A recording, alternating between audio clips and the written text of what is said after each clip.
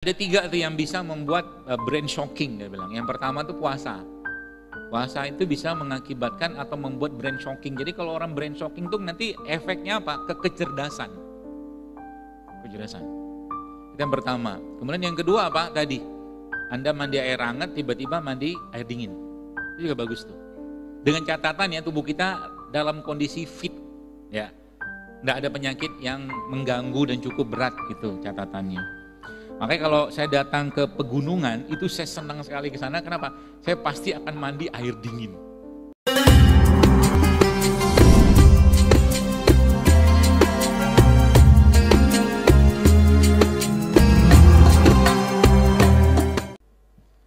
Itu akhirnya jadi tetap fit badan kita, terjaga gitu loh.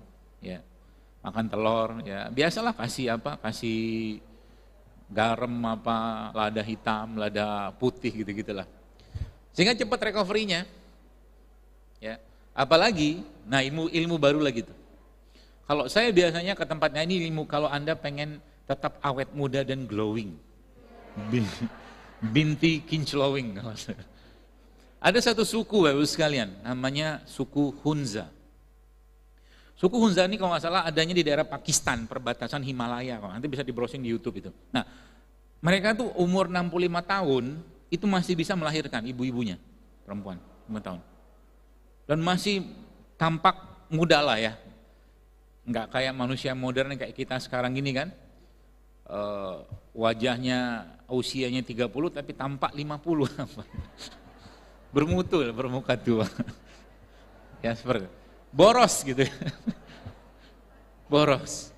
Makanya kalau Anda lihat nenek-nenek kita, kakek-kakek kita yang jarang makan yang aneh-aneh itu, mereka tuh awet-awet aja wajahnya. Awet wajahnya atau mungkin awet kekuatannya. Makan sosis nggak pernah, makan pizza nggak mau, makan nugget nggak mau, dimakan apa? Ya itu sayur gitu-gitu kan. Ya anaknya kadang-kadang dia pasti apa makanan olahan gitu muntah dia, nggak bisa dia. Nah, jadi suku Hunza itu salah satu rahasia yang saya pernah baca itu adalah awet mudanya mereka itu adalah mereka suka sekali mandi air dingin. Air dingin. Kalau di sana air dingin beneran ya. Kalau kita di sini bahasanya kalau kita di kamar mandi air normal lah gitu ya. Kalau di sana itu kan dinginnya kayak es. Nah itu ternyata bahwa salah satu kaidah untuk namanya itu brain shocking.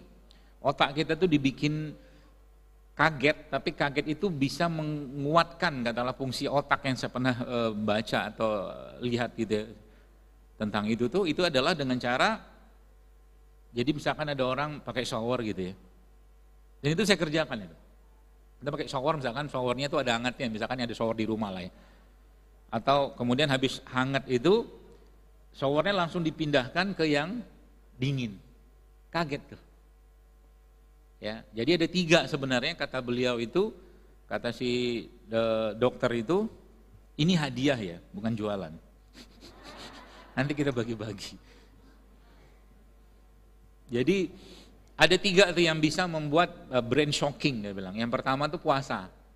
Puasa itu bisa mengakibatkan atau membuat brain shocking. Jadi kalau orang brain shocking tuh nanti efeknya apa? Kecerdasan.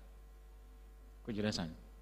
Itu yang pertama. Kemudian yang kedua apa? Tadi, Anda mandi air hangat, tiba-tiba mandi air dingin. Itu juga bagus tuh.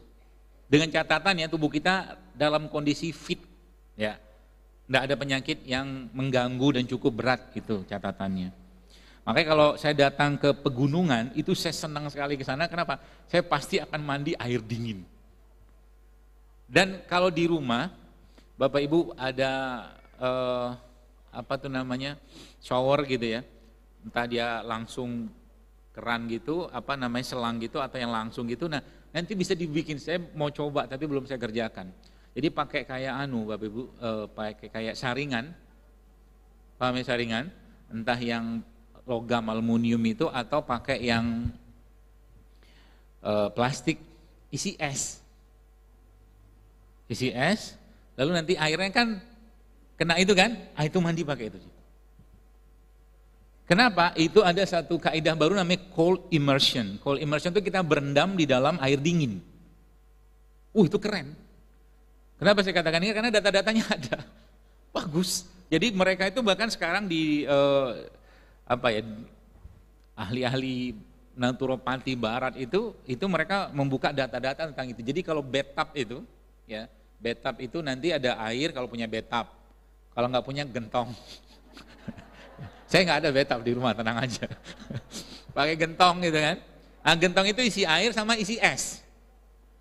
Tapi catatannya sekali lagi kita harus paham sekali tubuh kita. Ya, kita harus paham sekali tubuh kita. Artinya kalau kita ngerasa nggak fit jangan, apalagi ragu, jangan. Ya, itu bisa menguatkan imunitas. Ini keren kan? Jadi kalau ada orang yang bahkan sauna, kalau kan pakai unsur dingin tadi kan. Sauna itu disebutkan dalam sebuah penelitian yang saya baca juga itu 3 kali seseorang melakukan sauna dalam 1 pekan itu bisa meningkatkan imunitas dia sampai 15-20% saya. Sauna. Dokter, saya nggak punya bilik saunanya. Oh gampang, zaman dulu orang pakai tikar. Betul kan? Orang pakai tikar, kemudian di tengahnya ada pancinya. Pancinya isinya rempah-rempah. Mungkin sekarang Jawa bilang ratus. Rempah ratus itu nguatin imunitas itu. 3 kali 1 pekan. Jadi ada unsur panasnya, ada unsur dinginnya. Kita akan bahas sedikit tentang ini nanti. Ya. Jadi sebenarnya perubahan iklim atau cuaca atau segala itu mengakibatkan perubahan juga dalam diri kita. Ya. Secara biologisnya kita. Jadi misalkan contoh mungkin begini. Salah satu kaidah yang saya pelajari dan saya pakai juga sebenarnya, misalkan kalau pagi-pagi itu sebenarnya jangan terlalu banyak makan pagi-pagi. Kenapa? Karena pagi-pagi itu masih lanjutan malam, ya, terutama menjelang matahari terbit. Jangan banyak makan waktu pagi karena memang saat itu, setahu saya, seingat saya itu grafik growth hormonnya kita, hormon pertumbuhan kita itu masih cukup tinggi. Ya, jadi kalau pagi-pagi Anda pengen fit, jangan terlalu banyak makan karbohidrat. Karbohidrat sudah tahu contohnya ya, nasi, terigu, segala macam gitu. Jadi misalkan Anda makan apa, orang pagi-pagi makan apa?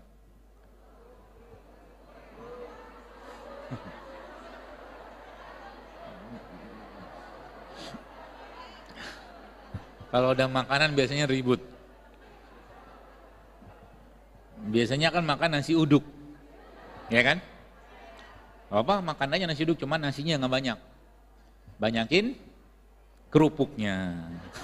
Enggak. Banyakin apanya, lauknya. Ya, kan nasi uduk itu ada isinya apa aja? Nasinya ada tempe, ada telur, nah gitu. Jadi nanti nasinya, nanti coba praktekin. Jadi gini, saya ngomong begini sudah berkali-kali mungkin ya, tapi mungkin yang ngerjain juga nggak banyak. Masih aja gitu-gitu aja terus. Dan saya pun masih gini-gini aja terus. Anda mau berubah silakan, nggak berubah silakan. Nggak ada urusan sama saya. Kan tugas saya cuma menyampaikan. Tapi cobalah sedikit naik level, maksud saya itu. Naik level lah sedikit. Yang gitu-gitu aja hidup. Cobalah hal-hal yang baru gitu loh. Ya, contoh makan nasi uduk. Besok saya kalau makan sarapan pagi pakai nasi uduk, nasinya tuh sendok aja. Nah, jangan protes, belum Anda kerjakan, Anda sudah protes. Misalkan, ya, nasinya 1 sendok aja, bihunnya 1 sendok aja, sisanya tempenya, timunnya kalau ada timun, ya sama telur, banyakin lauknya. Coba aja lihat nanti, badannya lebih enak. Karena tubuh kita itu tidak terbiasa dengan lonjakan gula yang cepat. Anda bayangkan, kita udah makan nasi dengan gula, plus tambah lagi dengan bihun gula lagi, ya kan? Tambah lagi dengan apa? Kerupuk, gula lagi, terigu lagi. Minumnya teh manis, gula lagi. Wajar ngantuk, gitu loh maksudnya. Kan sederhana kan?